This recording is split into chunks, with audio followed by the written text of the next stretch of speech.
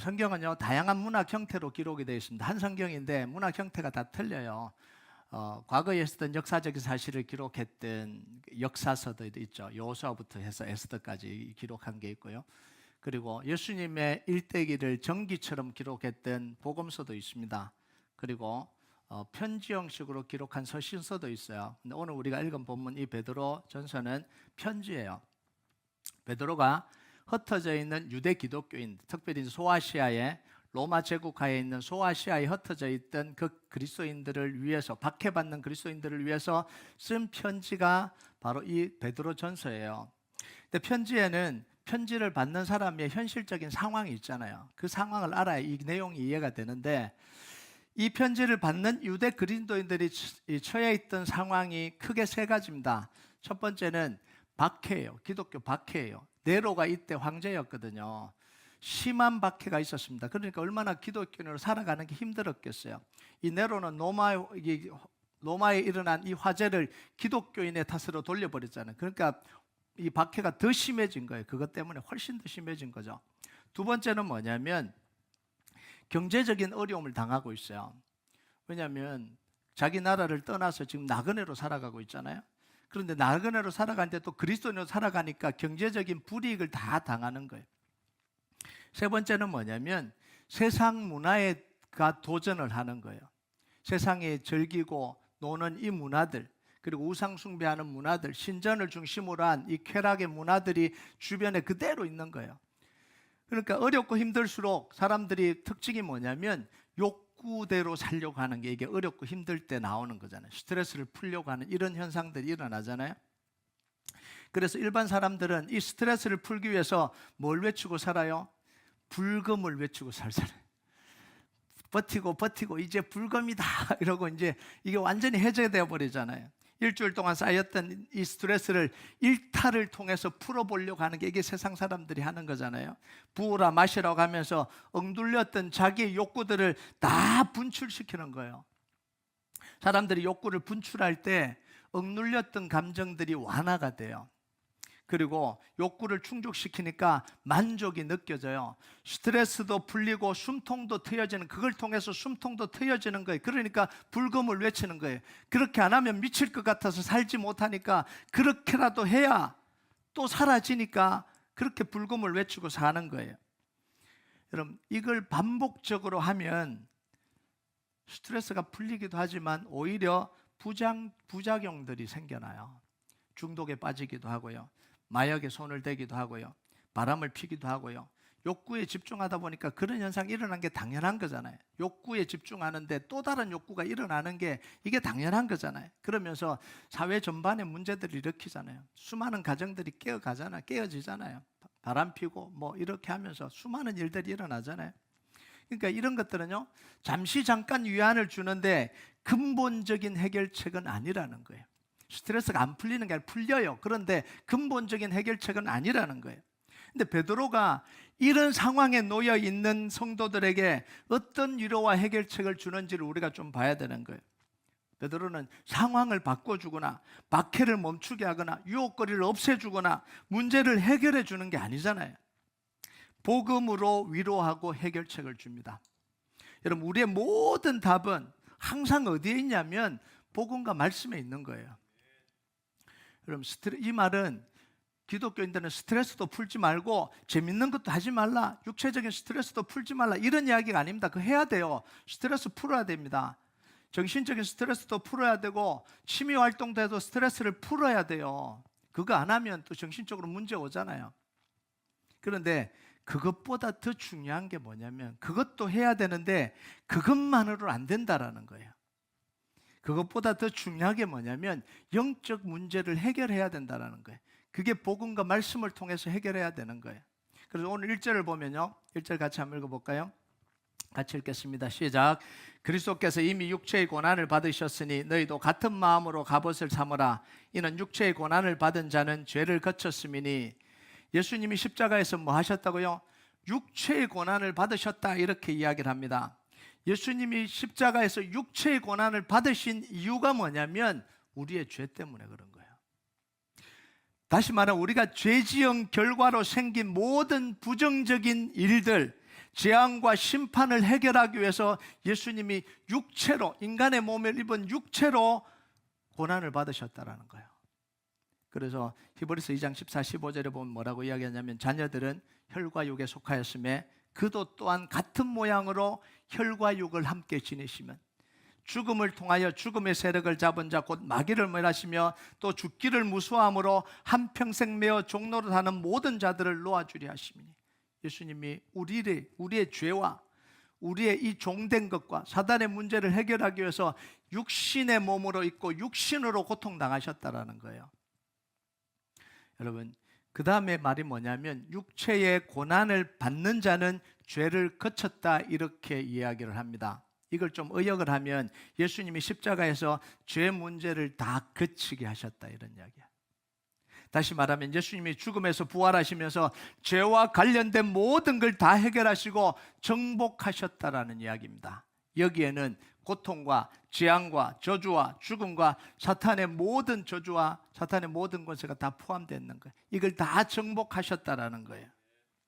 그래서 예수 그리스도를 통해서 우리가 겪는 모든 문제를 다 해결하셨다는 거예요. 육체의 고난을 받으면서 십자가를 지시고 부활하시면서 우리가 지금 당하고 있는, 우리가 겪는 모든 문제를 십자가에서 다 해결하셨다, 이런 이야기예요. 자, 그리고 베드로가 뭐라고 이야기하냐면 너희도 같은 마음으로 갑옷을 삼으라, 이렇게 이야기해요. 이게 뭐예요? 예수님이 십자가에 행하신 그 일을 통해서 그걸 가지고 갑옷을 삼으라는 거예요. 이건 다시 말하면 복음으로 무장하라는 거예요. 예수 그리스도의 십자가의 복음으로 무장하라는 거예요.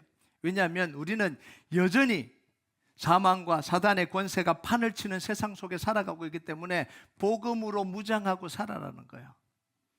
여러분, 예수님이 구원을 이루실 때 사탄을 다 죽이시고 문제를 다 없이 하시고 고통을 싹 없이 하시고 유토피아를 건설한 게 아닙니다. 이렇게 했으면 우리가 싸울 이유가 없죠. 그런데 예수님의 구원은 유토피아를 이루는 그런 게 아니에요. 뭐요? 예수 그리스도를 믿는 믿음으로 구원 얻게 하셨습니다.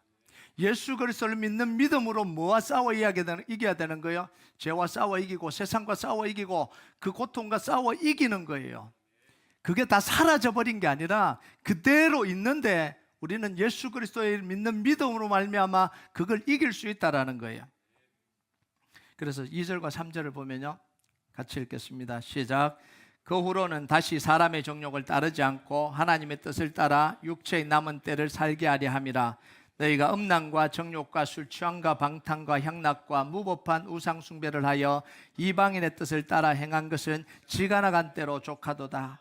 예수님이 십자가에 뭐라고 이야기했어요? 다 이루었다라는 거예요. 다 이루었다. 그리고 담대하라, 내가 세상을 이겼다. 복음대로 살면 세상을 이긴다, 이런 이야기예요. 자, 우리가 복음을 알고 난 뒤에 예수님이 승리하신 방식으로 우리는 세상과 싸워 이겨야 되는 거예요. 이게 복음으로 사는 겁니다.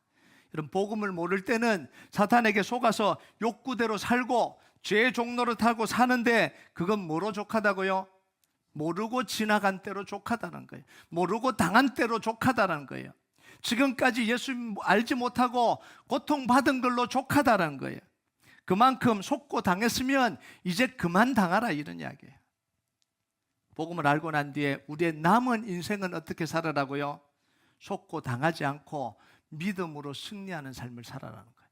이게 베드로가 이 그리스도인들에게 하는 지금 권면이에요.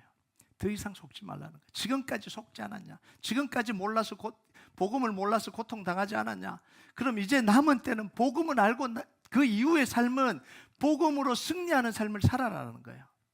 여러분, 우리가 속지 않고 승리하려면 같은 마음으로 갑옷을 삼아라. 이게 뭐냐면 마음과 생각을 복음으로 무장하라는 이야기예요. 여러분, 복음으로 마음과 생각을 무장하지 않으면 또 속아요. 예전에 속고 복음을 깨닫는데 속은지 아는데 또 속는다고요. 왜냐하면 세상이 여전히 공중권세 잡은 자가 있고요, 세상이 공중권세 잡은 자가 판을 치고 복음을 모르는 대다수의 사람들이 그 사단의 종노릇하며 살아가잖아요. 그 사람들이 세상의 문화를 다 만들고 살아가고 그 사람들이 세상의 문화를 주도하고 살아가잖아요.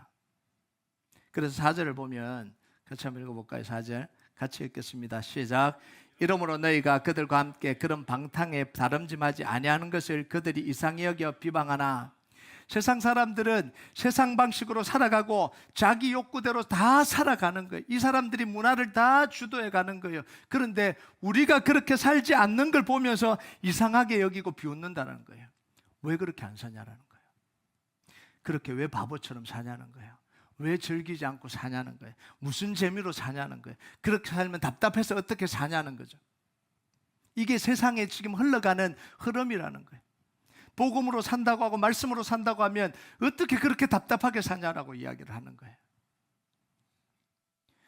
여러분, 이런 세상 속에 살아가요. 우리가 이 주도를 누가 해요? 이 사람들이 주도하잖아요.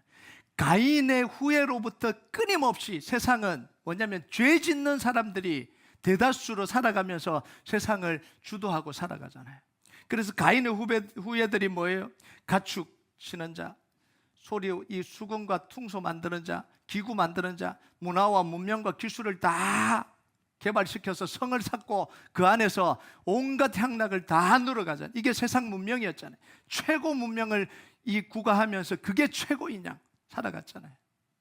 그러면서 그렇게 살지 않는 사람들을 바보처럼 생각하고 어리석은 사람이라 취급하고 끼워주지 않고 이러고 살아가는 게 이게 세상이잖아요. 여러분, 이런 세상 속에 우리가 살아가는 거예요. 이런 세상 속에서 복음의 확신이 없고 복음의 능력이 없으면 늘 우리의 마음은 불안으로 요동치는 거예요. 불안한 거예요. 왜냐하면 눈에 보이는 이 주류가 다 아닌 방향으로 가는데 우리만 마치 이 고대인처럼 말씀을 붙들고 살아야 된다, 복음으로 살아야 된다고 하는, 그렇게 사는 것처럼 느껴지니까요. 그러니까 교회 오는데 생각과 마음은 다 세상에 가 있는 거예요. 구원은 받고 싶고 지옥에 가기 싫으니까 교회 오기는 하는데 마음과 생각은 다 세상에 가 있는 거예요. 예배는 드리는데 말씀은 듣는데 일을 결정하는 모든 방식은 세상 방식으로 다 결정하는 거예요. 하나님의 방식이 있는데도 불구하고, 말씀을 따르는 방식이 있는데도 불구하고 불안하니까, 세상 사람들이 다 그렇게 결정하고 그렇게 하니까 나도 그렇게 따라야 되는 것처럼 따라갈 수밖에 없는 이 불안함을 가지고 살아가는 거예요. 교회 나오면서도 여전히 세상의 종노릇하고 살아가잖아요.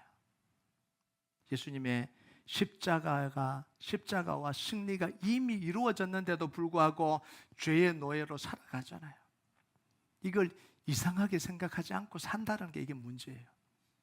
이미 이겼는데, 이미 다 주셨는데 이걸 버리고 다른 방식으로 사는 거예요. 여러분, 이미 능력을 다 주셨는데 대부분의 사람들이 이렇게 산다고 이 귀중한 가치를 버리고 대부분의 사람들이 살아가는 방식으로 살아가는 게 이게 지금 세상의 모습이잖아요. 그런데 분명하게 성경은 이야기합니다. 그렇게 사는 것은 복음을 모를 때 살아간 때로 충분하다는 거예요. 우리가 속았을 때로 충분하다는 거예요. 이제 그만 속아라는 거예요. 남은 때는 더 이상 속지 말고 복음으로 갑옷을 입고 복음으로 무장하고 살아라라는 거예요. 왜냐하면 예수님의 십자가와 부활이 너무 분명하니까. 그리고 십자가 부활이 너무 분명하듯 예수님의 재림과 심판이 너무 분명하니까, 너무 확실하니까 우리가 복음 중에요, 예수님의 십자가와 부활과 예수님의 재림과 심판이 있는데 요거는 잊어버리고 살아요. 대부분 많은 그리스도인들이 요건 잊어버리고 살아요. 그리고 잊고 싶어서 살아요. 잊어버리고 싶어요. 왜냐하면 십자가와 부활이 있으면 세상의 성공을 위해서 다 사용할 수 있잖아요. 예수 그리스도의 능력으로 힘을 얻고 예수 그리스도의 능력으로 문제를 해결하고 예수 그리스도의 능력으로 잘 되고 예수 그리스도는 다 되는데 심판과 재림이 딱 등장하면 이게 마음대로 안 되거든요. 그러니까 자꾸 빼버리려고 그래요. 자꾸 빼버리려고 그런다고요. 그런데 예수님의 십자가 부활이 너무나 확실하고 분명하듯이 예수님의 재림과 심판은 너무나 확실하고 분명한 거예요. 여러분 5절과 6절을 한번 볼까요? 그 이야기 하는 거예요. 같이 읽겠습니다. 시작. 그들이 산자와 죽은 자를 심판하기로 예비하신 이에게 사실대로 고하리라. 이를 위하여 죽은 자들에게도 복음이 전파되었으니 이는 육체로는 사람으로 심판을 받으나 영으로는 하나님을 따라 살게 하려 함이라. 자, 이 두 가지 내용이 있는데, 하나는 뭐냐면 세상 사람들이 자기 욕구대로 살았던 그 사람들, 우리를 향해서 어리석다 바보처럼 살았다고 했던 그 사람들이 결국은 어떻게 된다고요? 하나님의 심판대 앞에 서서 자기들이 행한 일을 이실직고하고 다 고백하고 심판받는 날이 온다, 이런 이야기예요. 그렇게 자기들이 잘난 것처럼, 우리를 바보처럼 했던, 세상의 성공을 위해 쫓아가는 게 그게 전부인 것처럼, 그렇게 살아야 되는 것처럼 했던 그 사람들이 하나님의 심판대 앞에 서서 자기들의 잘못을 다 고백하고 심판받는 그날이 온다라는 걸 이야기하는 거예요. 두 번째는 뭐냐면 이미 죽은 사람들, 이 사람들은 누구냐면 예수 믿고 믿음으로 살다가 죽은 사람들이에요. 이 사람들은 육체로는 심판을 받았습니다. 그죠? 죄의 심판이, 죄의 결과가 뭐예요? 죽음이잖아요. 육신으로는 죽음을 당했어요. 그런데 그게 끝이 아니죠. 반드시 부활이 있다라는 거예요. 하나님이 부활하셔서 하나님과 함께 뭐 한다고요? 영원히 살게 하게 하신다. 영원히. 그래서 반드시 부활과 심판이 있을 거라는, 예수님의 재림과 심판이 있을 거라는 걸 분명하게 선포를 하는 거예요. 여러분, 복음은요, 예수님의 십자가와 부활로 시작해서 뭘로 완성이 되냐면 예수님의 재림과 심판으로 완성이 됩니다. 이 재림과 심판이 빠진 복음은 완전한 복음이 아니에요. 복음이 아니죠. 그래서 우리는 항상 뭐냐면 예수님의 이 죽으심과 십자가와 부활을 믿듯이 우리는 재림과 심판을 믿고 준비하고 살아야 되는 거예요. 여러분, 베드로는요, 고난당하는 성도들, 어려운 상황 속에 있는 성도들 향해서 뭐라고 이야기를 하냐면, 그래서 기도하라, 이렇게 이야기해요. 기도하라. 여러분 7절을 한번 볼까요? 7절 같이 읽겠습니다. 시작. 만물의 마지막이 가까웠으니 그러므로 너희는 정신을 차리고 근신하여 기도하라. 자, 정신을 차리고 근신하여 기도하라, 이렇게 이야기합니다. 왜 정신을 차리고 근신하면서 기도해야 되냐면 세상이 자꾸 속이기 때문에 그래요. 복음과 말씀이 아니라 세상 방식으로 살아야 된다고 자꾸 속이기 때문에, 그래야 근신하고 깨어서 기도하는 거예요. 사단이 자꾸 마음과 생각을 속이는 거예요. 찾아와서 속이는 거예요. 여러분, 복음과 말씀을 알면 왜 기도해야 되냐면, 복음과 말씀을 알면 그 다음은 복음과 말씀을 적용하도록 기도를 해야 되는 거예요. 기도로 적용을 해야 되는 거예요. 복음과 말씀이 내 삶에 적용되도록 기도해야 되는 거예요. 기도 안 하면 적용이 안 되는 거예요. 머리로만은 안 되는 거예요. 내 힘으로는 안 되니까 그 약속의 말씀을 붙들고 씨름하도록 기도하면서 씨름해 나가는 거예요. 복음과 말씀이 내 삶의 문제를 이기도록 적용하고 기도를 해야 되는 거예요. 기다리고 또 약속의 말씀 붙들고 기도하고 이 문제가 해결될 때까지 복음을 선포하고 또 기도하는 거예요. 복음과 말씀이 마음과 생각을 무장하도록 기도를 하는 거예요. 복음을 들었다가 그런 줄 알았다가 세상에 한번 훅 지나가면 또 잊어버리고 살아가잖아요. 다른 생각이 들어와서 또 지배하고 살아가잖아요. 염려하고 걱정하고 불안해하고 딴소리하고 살잖아요.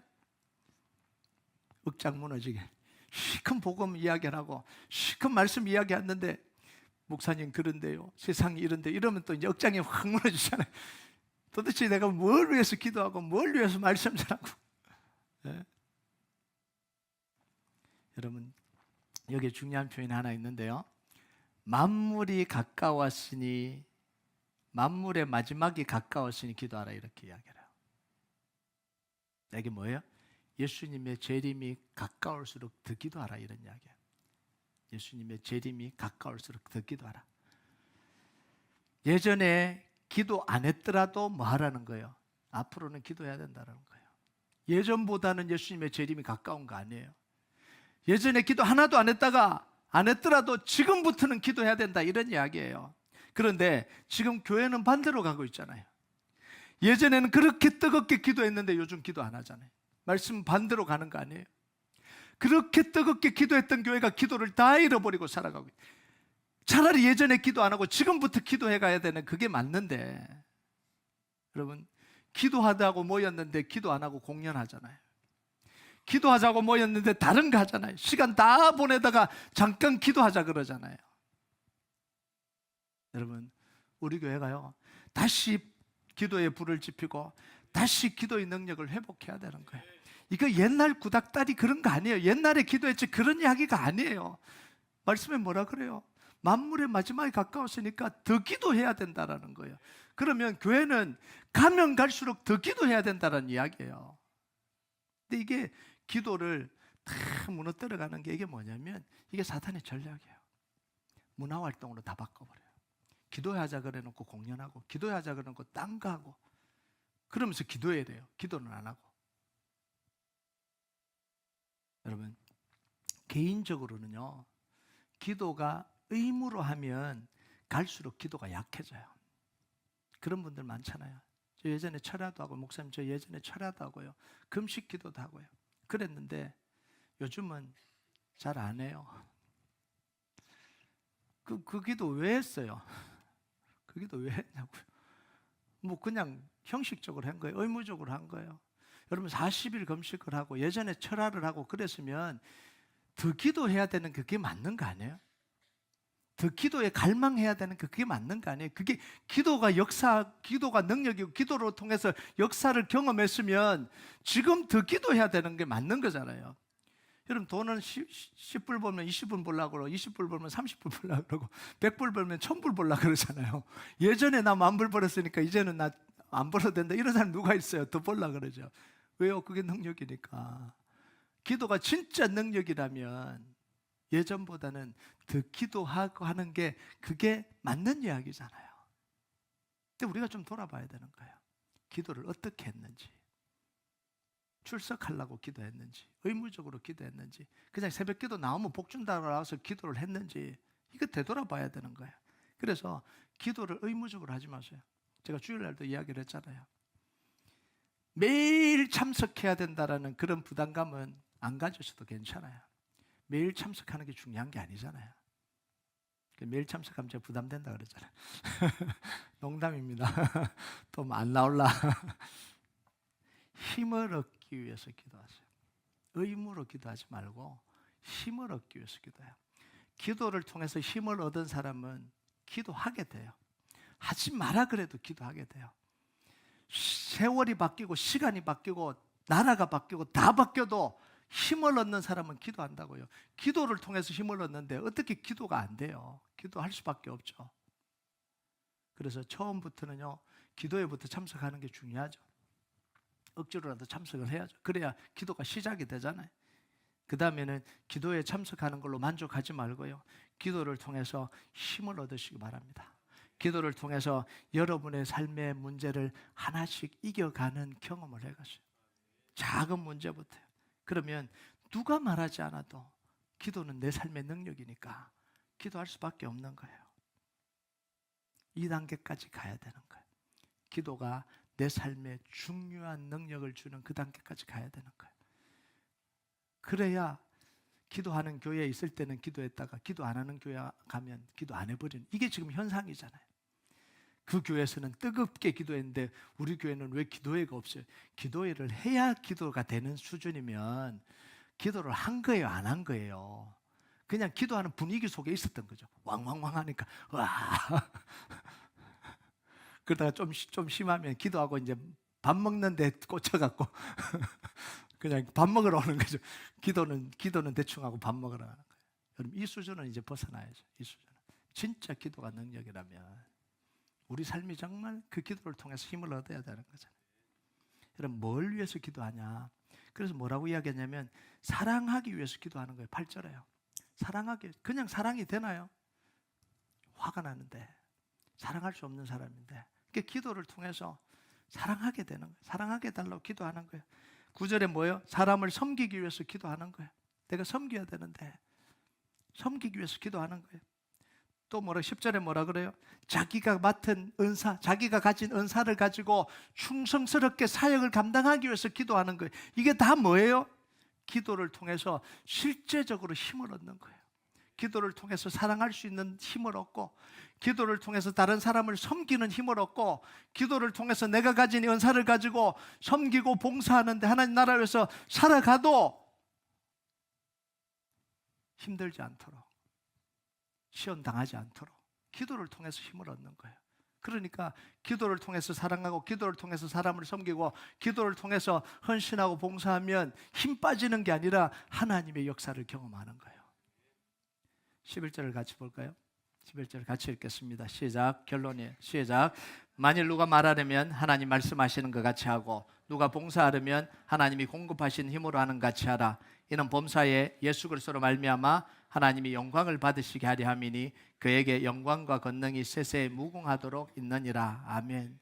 말을 할 때도 자기 이야기 하지 말고 뭐예요? 하나님이 주시는 말씀의 능력으로 말을 하라는 거예요. 봉사할 때도 내 힘으로 하지 말고 하나님이 주시는 힘으로 하라는 거예요. 하나님이 주시는 은혜로 하라는 거예요. 모든 게 뭘 위해서 하라고요? 자기 욕심이 아니라, 자기 욕구가 아니라 하나님의 영광을 위해서. 이 하나님의 영광은 잘 생각을 해야 되는데요, 내가 잘 돼서 하나님의 영광이 아니라 내가 받은 은혜가 너무 감사하기 때문에, 내가 받은 은혜가, 그렇게 사랑을 표현하고 싶은 거예요. 그게 하나님의 영광을 위해서 하는 거예요. 여러분, 우리가 살아가다가 힘겨움 때문에 우리의 노력이 다 바닥날 때가 있어요. 우리의 노력이 헛수고로 끝나버릴 때도 있어요. 그때 우리가 할 수 있는 유일한 게 뭐냐면 예수님의 십자가를 바라보고 예수님의 이름을 부르고 예수님 앞에 무릎 꿇고 엎드리는 겁니다. 우리 힘으로 아무것도 할 수 없어요. 넘어진 자리에 우리가 일어날 수 없습니다. 하나님이 일으켜 주셔야 돼요. 그 일으키시는 그 능력이 뭐냐면 기도를 통해서 일으키는 거예요. 우리의 모든 걸 다 내려놓는, 우리의 죄악을 내려놓는 거예요. 우리의 연약함을 다 하나님 앞에 내려놓는 거예요. 우리의 능력 없음을 하나님 앞에 토하는 거예요. 우리가 이해되지 않는 건 하나님 앞에 다 내려놓는 거예요. 하나님, 왜 내가 해야 됩니까? 왜 내가 이런 고통을 당해야 됩니까? 그거 다 쏟아내야 되는 거예요. 그리고 하나님이 주시는 말씀을 들어야 돼요. 사람들의 들려주는 소리 말고요, 하나님이 내 마음에 말씀하시는 거, 말씀으로 내게 말씀해 주시는 것, 하나님이 성령의 힘으로 내게 주시는 그 능력을 우리가 붙들어야 우리가 살아갈 수 있는 거예요. 여러분, 오늘도 이 하나님의 음성이 여러분에게 들려주시길 바라고, 하나님과의 깊은 만남이 여러분 속에 일어나길 주님의 이름으로 축복합니다. 우리 같이 찬양하도록 하겠습니다. 이 찬양 하나님 앞에 좀 올려드립시다. 우리 죄 위에 죽으신 주, 십자가 그 사랑 감사하네. 날마다 주의 형상대로 변화되리라. 십자가 우리를 새롭게 하리. 우리가 이 고백 하나님 앞에 좀 같이 올려드리겠습니다.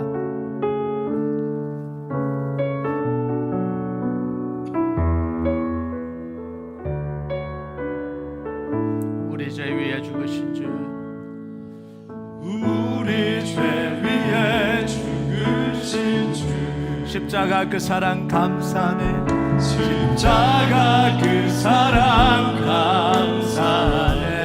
날마다 주의 형상대로 변화되리라. 날마다 주의 형상대로 변화되리라. 십자가 우리를 새롭게 하네. 우리 새롭게 한 놀라운 사랑 찬양하리라. 놀라운 사랑 찬양하리라. 우리를 위해 생명 주셨네. 놀라운 사랑 찬양하리라. 십자가의 그 능력. 우리 위에 죽으신 주, 다시 한번 고백합니다. 우리 죄 위에 죽으신 주, 십자가 그 사랑 감사하네. 십자가 그 사랑 감사하네. 날마다 주의 형상대로 변화되리라. 날마다 주의 형상대로 변화되리라. 십자가 우리 새롭게 한 놀라운 사랑 찬양하리라. 놀라운 사랑 찬양하리라. 우리를 위해 생명 주셨네. 놀라운 사랑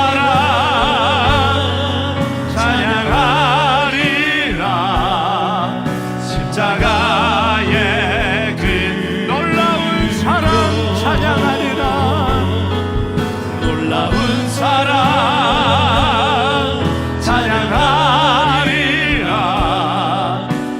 우리를 위해 생명 주셨네. 우리를 생명 주신 놀라운 사랑, 놀라운 사랑 찬양하리라. 십자가에 우리의 구원을 주신 놀라운 사랑 찬양하리라. 놀라운 사랑 찬양하리. 우리를 위해 생명 주셨네. 우리를 위해 생명 주셨네. 놀라운 사랑 찬양하리라. 십자가에 이제 눈들어 주보네. 이제 눈들어 주보네. 그럼요, 날 새롭게 날 새롭게 주님의 사랑 날 만지시니 주님의 사랑 날 만지시니 내 모든 두려움 사라집니다. 두려움 사라지네. 폭풍 속에도 주 붙들고 폭풍 속에도 주 붙들고 믿음으로 주와 건네 갈보리 언덕 넘어